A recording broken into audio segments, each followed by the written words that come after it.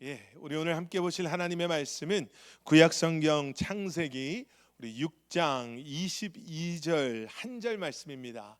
우리 짧은 말씀인데요. 우리 다 찾으셔서 또 제 뒤에 있는 스크린 보시고 오늘 큰 목소리로 우리가 한 목소리로 함께 봉독하시겠습니다. 창세기 6장 22절 말씀 우리 함께 봉독합니다. 시작. 노아는 하나님이 명하신 대로 다 하였다. 꼭 그대로 하였다. 아멘. 아멘. 노아는 하나님이 명하신 대로 다 하였다. 꼭 그대로 하였다. 여러분, 요즘 제가 성경 말씀을 읽으면서요, 이렇게 좀 꽂히는 데가 있습니다. 그게 뭐냐면 익숙한데, 우리에게는 참 익숙한데 익숙한 스토리 속에 이렇게 좀 놓쳐버리는 아주 중요한 말씀들이 있더라고요. 우리 노아의 방주 사건 익숙하죠? 그런데 여러분, 이 22절 말씀 우리가 잘 놓치기 쉬운 말씀입니다. 노아는 하나님이 명하신 대로 다 하였다. 꼭 그대로 하였다. 여러분, 얼마나 귀한 말씀이에요? 하나님이 명하신 대로, 그렇죠? 다 하였다. 꼭 그대로 하였다. 여러분, 순종의 모습을 정말 잘 보여주는 말씀이 이 창세기 6장 22절의 말씀인 것 같아요. 이 말씀을 준비하면서 저한테 그런 생각이 들었어요.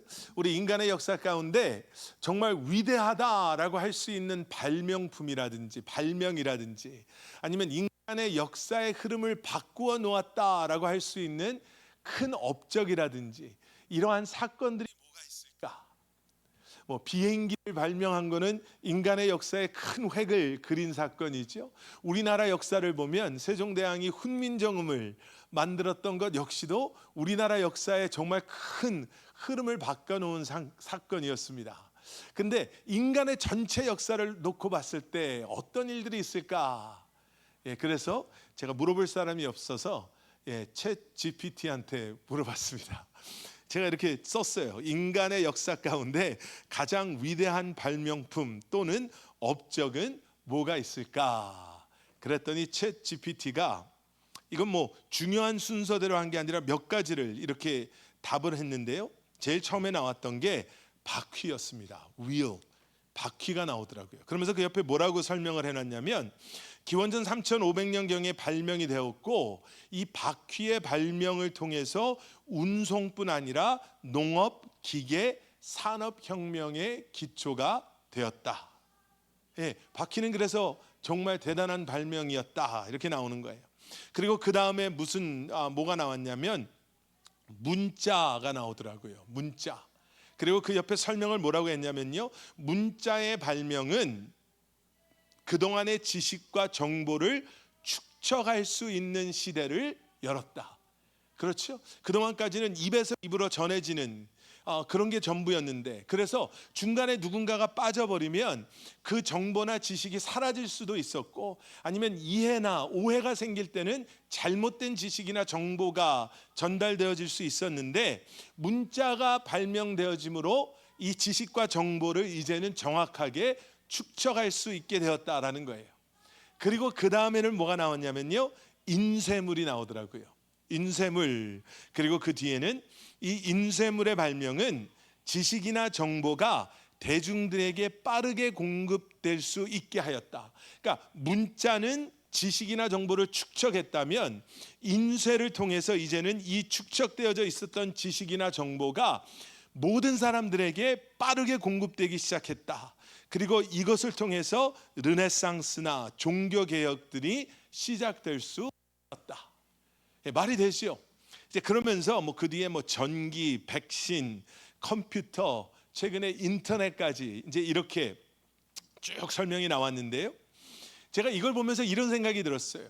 성경을 보면 이런 엄청난 인간의 역사를 바꿔놓은 발명이나 업적이나 사건들보다 어쩌면 더 일찍 아니면 그와 비슷한 시대에 최소한 두 개의 엄청난, 어쩌면 인간의 발명품보다 더 대단한 그러한 사건이나 업적이나 발명이라고 할까요? 이런 일들이 있었는데 그 중에 하나가 우리가 오늘 봤던 본문에서 등장하는 노아가 만든 방주입니다.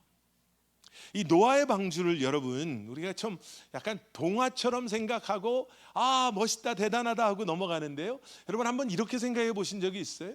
이 노아의 방주가 언제 만들어졌냐면 2026년보다 대략 한 4,500년 전쯤에 노아가 방주를 만들었어요.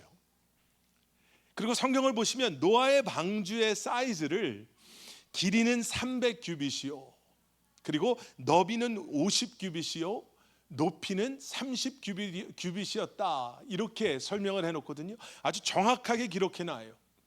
이 규빗이라는 단위가 성인의 팔꿈치에서 손끝까지를 대충 규빗이다라고 합니다. 그러니까 대충 한 45cm, 뭐 한 50cm 한 이 정도를 얘기하는데요. 여러분 이렇게 따지면 요즘의 이런 걸 길이로 따지면 노아의 방주의 길이가 약 135m 정도, 그리고 너비는 22에서 23m 정도, 그리고 높이는 13.5, 14m 정도가 되는 거예요. 여러분 엄청난 사이즈죠. 지금 우리가 월드컵 축구 보느라고 축구장을 자주 보는데 축구장보다 한 30m가 더 긴 거예요. 우리가 한국 갈 때 타고 가는 비행기 보잉 747 제일 크다라고 하는 그 비행기, 엄청나게 몇백 명 400명 이상을 태우고 가는 그 비행기 두 대를 연결해 놓은 길이가 노아의 방주의 길이 정도가 되는 거죠. 여러분 대단한 거예요. 근데 이거를 아무런 현대 도구나 기술 없이 노아 한 사람이 만들었다라는 사실. 여러분 우리 교회에 이거 좀 손재주가 좋으신 집사님들이 계시잖아요. 아니 제가 만약에 우리 한원희 집사님한테 이 홈디포 무제한 크레딧 카드를 드리고 필요한 모든 도구를 다 사십시오, 그리고 모든 기술을 다 드리겠습니다, 그리고 손발이 제법 잘 맞으시는 우리 김봉춘 집사님, 구본철 집사님을 붙여드리겠습니다, 이 방주 한번 만들어 보십시오 라고 하면 가능할까요? 이게 엄두도 안 낼 그런 프로젝트 아니에요? 그 정도 크기, 그 안에 3층이 있고요, 3개의 층이 있고요, 그 안에는 모든 동물을 한 쌍씩 이렇게 놓을 수 있는 그런 방 같은 것들이 만들어져 있고요, 문이 있고 창문이 있는 이거를 그 당시에 노아 혼자 만들었다? 대충 바퀴를 만들었을 때 그 시대에 노아는 이 방주를 만든 거예요. 그리고 만약에 지금 위성에서 사진을 찍는데 아프리카 어느 아주 오지 중에 오지에 빤스도 제대로 안 입고 있는 아프리카 원주민이 제대로 된 도구도 아닌 무슨 돌로 대충 깎아 만든 도구를 가지고 이 사이즈의 뭐 배를 만든다, 그게 위성 사진에서 찍힌 거예요, 우연히. 그럼 이건 해외 토픽감이죠, 지금 2026년에도. 그런데 노아가 그 시대에 이 방주를 만든 거는 어마어마한 사건이에요.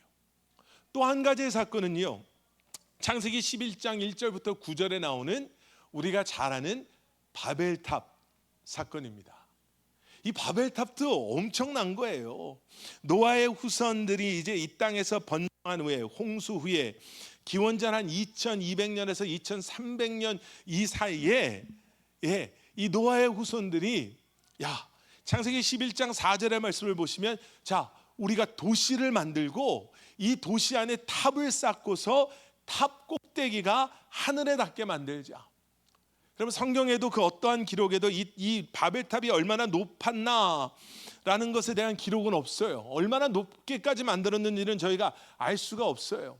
그런데 하늘에 닿게 하자라고 만들었다면 그냥 그 당시에 보이던 조그만한 흙집 정도가 아니라 최소한 2, 3층, 4, 5층 좀 제대로 높이 쌓지 않았겠어요? 그 당시에 이런 탑을 만들었다는 거죠. 하늘에 닿게 하자라는 그들의 외침을 들어보면 이 탑을 그들이 왜 만들었는지, 그리고 이 탑이 제법 높았다라는 걸 저희가 추측해 볼 수가 있죠. 이 바벨탑 역시도 그 당시를 따지고 놓고 보면 철근이 있었던 것도 아니고 무슨 컴퓨터가 어떤 제대로 된 그러한 설계를 해주는 것도 아니요, 제대로 된 재료들을 어디서 구할 수 있었던 시대가 아닌데 탑을, 벽돌 같은 걸 흙으로 만들어서 이런 탑을 만들었다라는 건 엄청난 사건입니다. 자, 그런데 여기서 중요한 건 뭐냐면요, 두 가지 다 어마어마한 사건이었는데 결과가 너무 다른 거죠.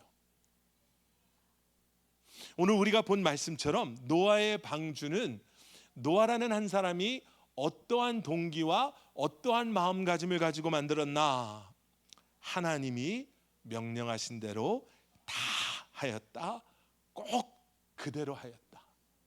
여러분, 노아의 방주는요, 노아의 하나님의 말씀에 대한 순종의 결과였습니다. 그래서 노아의 방주는 지금 우리가 노아의 방주가 여기에 있다, 그 잔해가 어디에서 발견됐다, 이런 얘기 듣지만 우린 성경을 통해서 노아의 방주가 어떻게 쓰임 받았는가를 알죠. 노아의 방주는 하나님의 말씀에 순종한 노아의 순종의 결과로 만들어지므로 그 당시 하나님의 심판 가운데 하나님의 계획하심 속에 구원의 도구로 사용되어졌던 것이 노아의 방주였어요. 챗 GPT에는 인간의 엄청난 발명, 엄청난 업적이 등장하지 않지만 최소한 하나님의 역사 가운데, 하나님의 구원의 계획하심 가운데에는 너무나도 귀하게 사용되어지고 쓰임 받았던 것이 노아의 순종으로 말미암아 만들어진 노아의 방주였습니다라는 거예요. 그와 반대로 창세기 11장에 나오는 바벨탑은요, 인간의 교만 가운데 만들어진 이 바벨탑은, 자, 우리가 하늘 꼭대기까지 닿게 하자.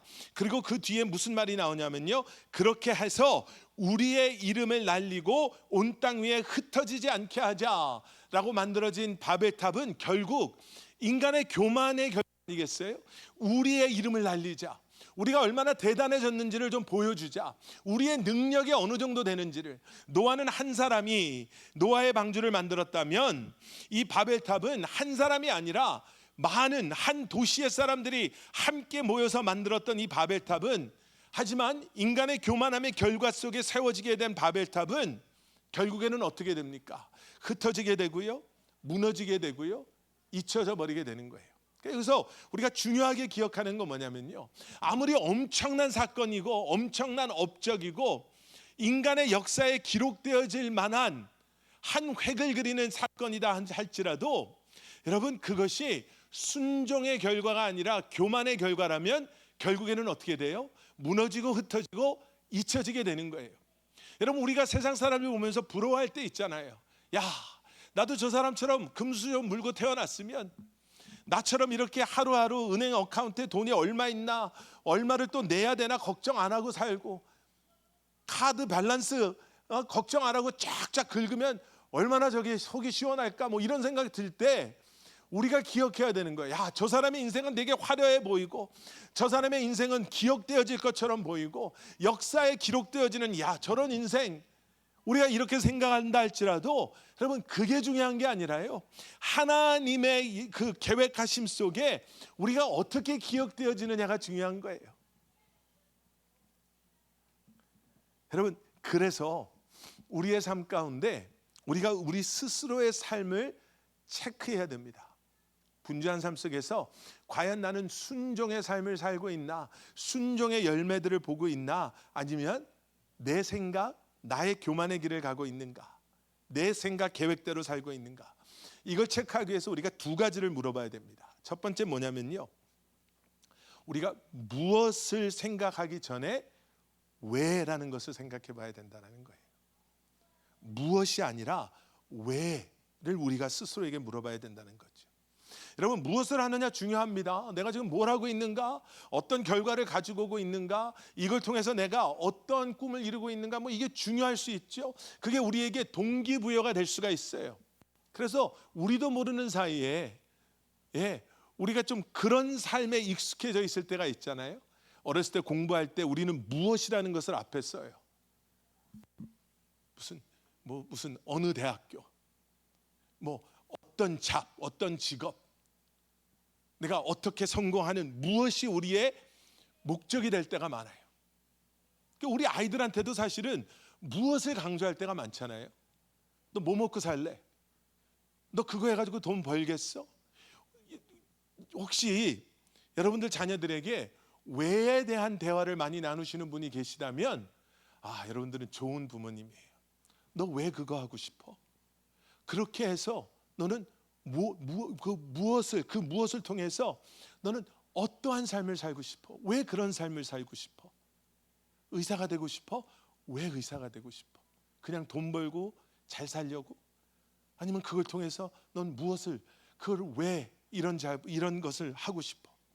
한국에 잘 알려져 있지 않은 작가인데요, 화가면서 식물을 그리는 화가면서 글도 쓰시는 이소영이라는 작가가 계세요. 이분이 쓴 에세이 집이 있는데 제목이 무엇보다 왜가 중요한 이유라는 책이 있어요. 에세이 집인데, 근데 이 안에서 이분이 무슨 얘기를 하냐면요, 우리는 무엇을 할까 아니면 어떻게 할까라는 그 질문을 가지고 그것에 대해서 고민하기에 앞서서 우리가 왜 이걸 하는가를 놓고 좀 고민해 봤으면 좋겠습니다, 이런 얘기를 해요.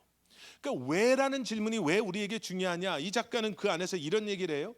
왜를 우리가 물어보면 우리는 왜라는 질문 속에서 우리의 방향성이 분명해지는 것을 발견할 수 있다는 거죠. 그러니까 삶 가운데 우리의 방향을 잃어버릴 수 있는 순간들이 오잖아요. 현실이, 상황이 너무나도 급해서 우리가 우리의 방향을 잃어버릴 수 있을 때에 왜라는 질문을 하는 사람은 그 방향이 분명해질 수 있다는 거죠. 또 어려운 일이 생겨도 어렵지만 내가 왜 이 일을 해야 되는가, 우리가 이 이유를 발견할 수 있다는 거예요. 그리고 또 한 가지는 뭐냐면, 왜라는 질문을 하는 사람은 다른 사람들과 비교하지 않는 삶을 살 수 있다는 거예요. 무엇에 포커스하는 사람은 난 요만큼 하는데 저 사람은 이만큼을 하네, 여기에서 우리가 우월감도 느낄 수 있고 우리 스스로 실망도 낙심도 할 수 있지만, 왜라는 질문을 하는 사람은 이 가운데서 내가 이런 일을 하고 다른 사람들 눈에는 이런 작은 것을 하는 것처럼 보이지만 나는 이 일을 하는 분명한 이유가 있기 때문에 비교가 아닌 내 삶 가운데서 나의 가치와 방향을, 이유를 발견한다는 거죠. 여러분, 성경을 보시면요, 성경 속에는 무엇 때문에 아주 중요한 본질을 놓쳐버린 사람들이 하나님의 은혜로 무엇이 아닌 왜에 대한 질문에 대한 답을 발견함으로 말미암아 그들의 삶이 회복되어지고 그들의 삶 가운데 비전을 가지고 그들이 가야 할 길을 이제는 가게 되는 사람들을 보게 되죠. 여러분, 바울 사도가 사울로 있을 때 사울의 삶에는요, 왜가 아닌 무엇이 중요했어요. 내가 무엇을 함으로 하나님을 내가 사랑하는 것을 증명할 수 있을까? 저 예수라는 잘못된 사람을 쫓아가는 사람들을 잡아서 저 사람들을 내가 벌함으로 말미암아 내가 이 무엇을 통해서 나의 하나님을 향한 사랑을 증명할 수 있겠구나. 사울은 그 삶을 살았어요. 여러분, 그래서 예수님께서 그런 사울이 앞을 보지 못하게 하죠. 무엇을 보지 못하게 하시고요, 그 사울에게 가장 먼저 하신 질문이 뭐죠? 너는 왜 나를 미워하느냐? 이 질문을 하세요. 넌 정말 나를 아냐? 나도 알지를 못하면서 왜 나를 미워하느냐라고 무엇의 삶을 왜의 삶으로 바꾸세요. 그래서 사도 바울은 그 왜라는 질문의 대답을 가지고 살죠. 예수 그리스도를 내가 사랑하기에 이제는 그의 삶이 죽음도 고난도 두려워하지 않는 그 삶이 되는 거예요. 마르다가 갑자기 예수님과 함께 했던 사람들이 집에 찾아와서요, 무엇에 포커스합니다. 너무나 분주하게 마르다가 일을 해요.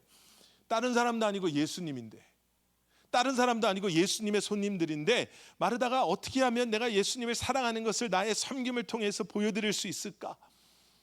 그래서 분주하게 움직여요. 무엇에 포커스를 해요. 그런데 그런 마르다의 눈에 아무것도 안 하고 있는 마리아가 보이는 거죠. 여러분, 생각해 보세요.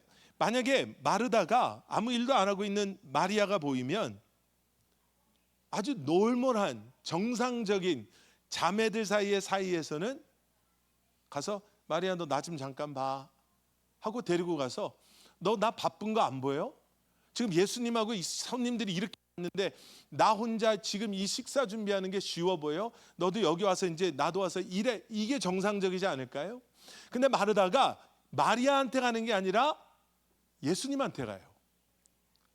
그러니까 예수님한테 예수님 마리아 좀 뭐라고 하세요? 여러분 이 말에는요, 예수님 내가 지금 예수님을 위해서 이렇게 바쁘게 무언가를 하고 있는 게 보이시죠? 그런데 마리아는 아무것도 안 하고 있어요. 얘를 좀 나한테 보내주십시오. 이 얘기를 하는 거예요. 그때 예수님의 대답이 뭐예요? 지금 네가 하고 있는 게 필요 없는 거다 이 말씀하시지 않으세요. 예수님은 무슨 얘기를 하시냐면, 마르다야, 마리아는 누구도 빼앗아 갈 수 없는 것을 지금 선택한 거야. 여러분 무엇은 사라질 수 있어요. 그렇죠? 우리가 주님을 위해서 하는 일은 시간이 지나면 바뀔 수도 있고요, 우리가 힘들어지고 어려워지면 내려놓을 수밖에 없을 때도 있어요. 무엇이 우리의 신앙을 증명한다, 무엇이 나의 삶의 가치를 증명한다, 사실 이거는 변할 수 있어요. 지금 예수님이 그 말씀을 하시는 거예요. 이거 하지 말아라, 이건 중요하지 않다가 아니에요. 마리아는 지금 왜라는 질문의 대답에 자신의 삶을 던져놓은 거야. 그러니까 예수님이 말씀하시는 건 뭐냐면요, 마르다 네가 잘못하고 있다가 아니라 너희가 무엇을 하든지 나와의 관계가, 예수님과의 관계 속에서 거기에서 봉사, 섬김, 헌신, 예배, 우리의 삶의 이유가 예수님과의 관계가 되어야 함을 말씀해 주고 계시는 거죠. 그렇게 될 때 여러분 왜를 잊어버린 봉사, 왜를 잊어버린 섬김, 왜를 잊어버린 예배는 아무런 의미가 없다라는 걸 말씀해 주시는 거예요. 여러분 그래서 우리가 노아처럼 하나님이 명령하신 대로 다 하는 것, 꼭 그대로 하는 것, 내가 정말 그런 삶을 살고 있는가? 여러분 여기서 중요한 첫 번째 우리 스스로를 돌아보는 그것은요, 내가 지금 무엇에 지금 꽂혀 있는가, 아니면 왜라는 질문을 통해서 이 모든 일을 하고 있는가, 이게 중요해요. 두 번째는 이겁니다. 여러분 경험이나 나의 감정이 중요하게 생각되는 것이 아니라 결과와 그리고 열매를 우리가 생각해 봐야 된다는 거예요. 열매. 여러분 감정이 중요하죠? 하지만 여러분 우리는 요즘 너무 감정에 치우친 그러한 시대에 살고 있지 않나요? 여러분 그런 얘기 많이 하잖아요. You hurt my feeling. 우리 아이들이 아직 성숙하지 못할 때 많이 하는 말 중에 하나가 You hurt my feeling. 여러분 이 이야기 많이 해요. 그러니까 내가 기분이 나쁘면 내 앞에 놓여져 있는 게 무엇이든지 이건 이제 더 이상 중요하지 않은 거예요.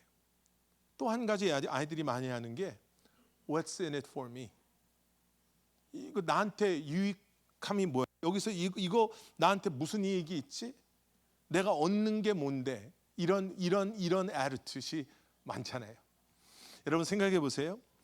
내가 혹시라도 피해를 볼까 봐, 여러분 유튜브 같은 데 보면 얼마나 많은 사람들이 도움이 필요한 사람을 보고도 그냥 지나치는 경우가 얼마나 많이 있어요. 혹시라도 나한테 피해가 올까 봐, 혹시라도 이것 때문에 내가 잃게 되는 게 있을까 봐 여러분 그냥 지나치는 사람들이 얼마나 많이 있어요. 그런데 여러분 예수님께서는요, 제자들뿐만 아니라 내가 예수님을 따르겠습니다 라고 하는 사람들에게 요구하셨던 게 있어요. 그게 뭐냐면 너희의 감정이나 경험에 치우치는 삶이 아니라 너가 감정이 상할 수 있어.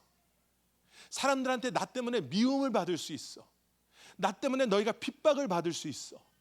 그런데 내가 약속한 삶의 결과를 기억하고 그 열매를 위해서 너희는 그것까지도 deny, 그것까지도 너희들이 감당할 수 있겠나, 감수할 수 있겠니?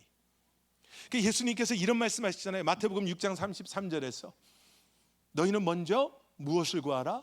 하나님의 나라와 하나님의 의를 구하라는 거예요.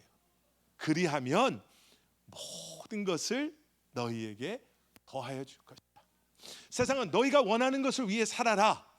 그리고 나서 너희에게 여유가 있다면 신앙생활도 하는 거고 종교를 갖는다는 건 그만큼 너의 삶을 더 풍요롭고 또 더 깊이 만들어줄 수 있으니 더 좋은 것 아니겠냐라고 말하지만, 예수님께서는 뭐라고 말씀하시냐면요, 너의 중심이 아닌 하나님의 나라, 하나님의 뜻, 하나님의 계획하심, 십자가가 중심이 된 삶을 너희가 살아갈 때, 그리고 그것을 통한 열매를 바라보며 그것을 통해 하나님께서 약속하신 일들을 기대하며 살아갈 때, 너희가 원하는 것 내게 말하지 않아도 내가 너희의 필요한 것, 너희가 원하는 것 모든 것을 더해주는 삶을 너로 하여금 살게 하겠다라는 거예요. 누가복음 9장 23절에 예수님께서 또 말씀하시죠. 누가 나를 따라오려는 사람은 뭘 해야 된다? 자기를 부인하고 날마다 자기 십자가를 지고 나를 따라와야 된다. 내 십자가 지는 거예요? 예수님처럼 예수님 십자가 지는 거예요. 예수님의 십자가가 뭘 의미합니까? 하나님 앞에 나의 모든 것 내려놓은 것 의미하는 거 아니겠어요? 하나님의 뜻 가운데 내가 원하는 것, 내가 원하는 것이 아닌 하나님께서 원하시는 것 내가 하게 하여 주시옵소서. 이 기도가 십자가 지는 삶이잖아요. 예수님의 십자가가 내 삶의 중심되는 것. 경험이 중요하지 않다라는 게 아니에요. 그런데 너에게는 새로운 목적이 있고 새로운 결과가 약속되어졌다는 거예요. 예수님이 제자들을 부르실 때 제자들이 뭐라고 있었어요? 고기 잡고 있었어요. 고기를 잡고 있었는데 고기를 못 잡았어요. 그래서 예수님이 그들에게 엄청난 경험을 하게 하세요. 그리고 나서 예수님이 그들에게 뭐라고 말씀하세요? 이제 알았지? 이 시간대에 고기 가면 이 경험을, 이런 결과를 너네들이 얻을 수 있을 거야. 이 말씀 안 하세요. 예수님이 무슨 말씀하시냐면, 이것을 본 너희에게 새로운 내가 목적을 줄 텐데, 너희에게 열매 맺는 삶을 살라고 내가 말할 텐데, 이제는 고기 잡는 게 아니라 이제 뭐예요? 사람을 낚는 어부가 되게 하는 거예요. 다른 열매, 세상 사람들이 말하는 그게 아닌 다른 열매, 너희들은 이제 이걸 가지고 살아가는 거예요. 은혜 받음은 끝이 아닙니다. 은혜 받음은 이제 우리로 하여금 이렇게 역사하시는 하나님께서 이제 나로 하여금 이러한 열매를 바라보고 살아가게 하시는구나, 이러한 나를 통해서 하나님께서 원하시는 것이 이것이구나 라는 것을 다시 한번 기억해요. 그래서 우리는 은혜를 사모해요. 왜요? 그 은혜가 우리로 하여금 잊고 있었던 우리의 삶의 이유와 목적을, 열매와 결과를 다시 한번 기억하게 하고요, 그 은혜가 우리로 하여금 그러한 삶을 살 수 있도록 우리에게 지혜를 더하시고 능력을 더하시고 우리에게 용기를 더하시고 믿음을 더하시기 때문에 그렇습니다. 여러분, 우리가 이렇게 하나님의 나라, 하나님의 의를 구하고 우리가 다시 한번 이렇게 예수 그리스도의 십자가를 지고 예수 그리스도가 중심이 되는 삶을 살아가는 것, 여러분, 세상의 역사에 여러분 우리의 그러한 삶은 기록되어지지 않을 확률이 높겠죠. 아마 그럴 거예요. 우리 교회도 마찬가지일 것 같아요. 세상 사람들이 다 아는 대형 교회, 메가처치, 이게 안 될 수도 있어요. 뭐 될 수도 있어요. 하나님의 뜻이 그러시다면. 그런데 여러분, 중요한 것은 세상에 엄청난 사건도, 세상에 엄청나게 유명했던 사람도, 세상에 엄청나게 부유했던, 한 시대를 호령했던 사람도 시간이 지나면 역사 속에서도 아무리 인쇄가 발달되고 문자가 발달이 되고 인터넷이 생기고 컴퓨터가 생겨서 기록으로 남는다 하더라도 관심 밖에 잊혀지는, 흐트러지는 그러한 일들이 일어나지만, 진짜 중요한 건 뭐예요? 당장 내일부터 우리는 어제, 지난주처럼, 지난달처럼 세상 사람들 대부분 99.9%의 세상 사람들은 알지도 못하는 아주 평범한, 지극히 평범한, 사람들 눈에는 무시해도 될 만큼 어쩌면 아무것도 아닌 삶을 살아갈 수 있지만, 여러분, 그 가운데서 우리가 우리에게 주시는 하나님의 말씀, 그 명령을 기억하고 다 행하며 그대로 행하며 살아갈 때, 우리가 다시 한번 무엇에 꽂혀 있는 게 아니라 내가 왜 나로 이런 비즈니스를 하게 하셨는데, 하나님은 왜 나로 하여금 이런 삶을 살게 하셨을까?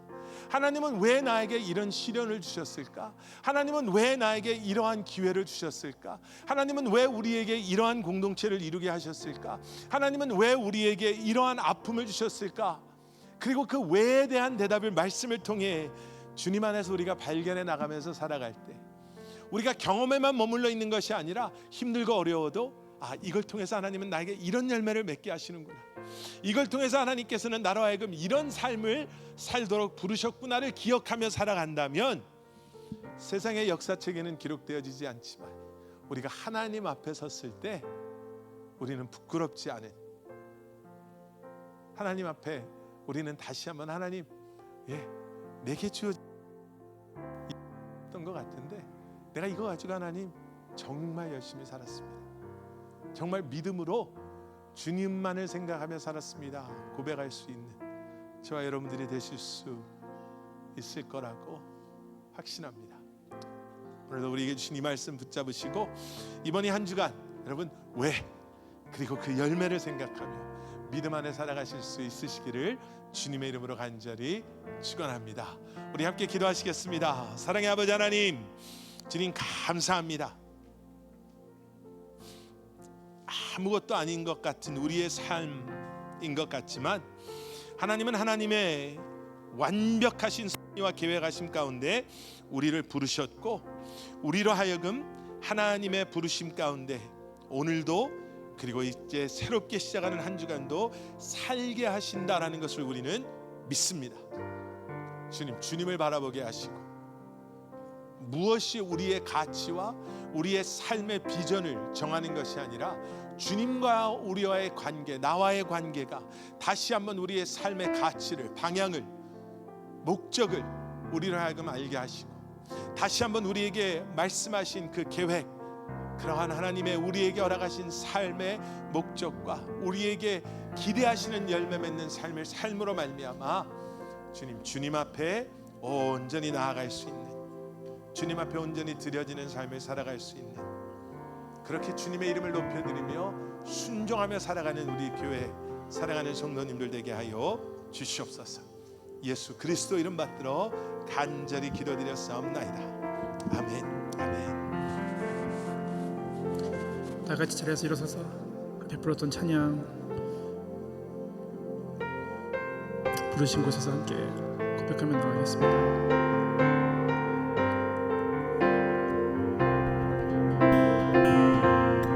따스한 성령님, 따스한 성령님,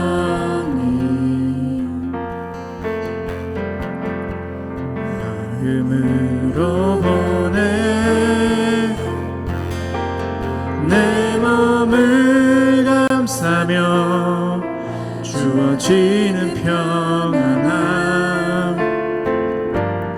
만족함을 느끼. 한 번 더 고백합니다. 따스한 성령님, 따스한 성령님,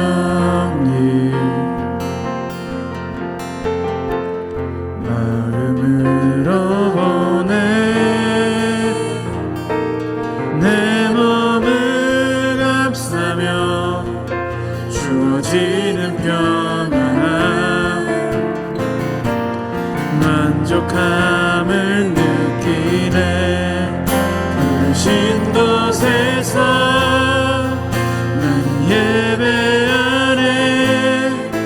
어떤 상황에도 나는 예배하네. 부르신 곳에서 나는 예배하네.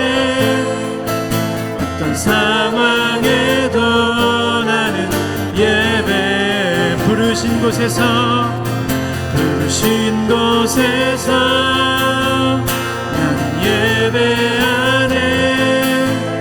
어떤 상황에도 나는 예배하네. 부르신 곳에서 나는 예배하네. 어떤 상황에도 나는 예배. 한 번 더 고백합니다. 부르신 곳에서, 부르신 곳에서 나는 예배.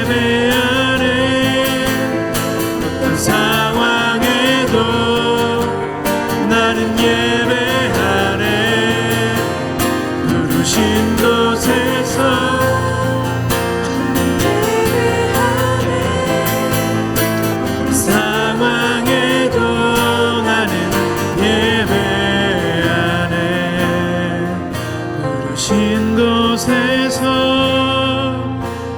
예배 안에 어떤 상황에도 나는 예배 안에 부르신 곳에서 나는 예배 안에 어떤 상황에도 나는 예배 안에.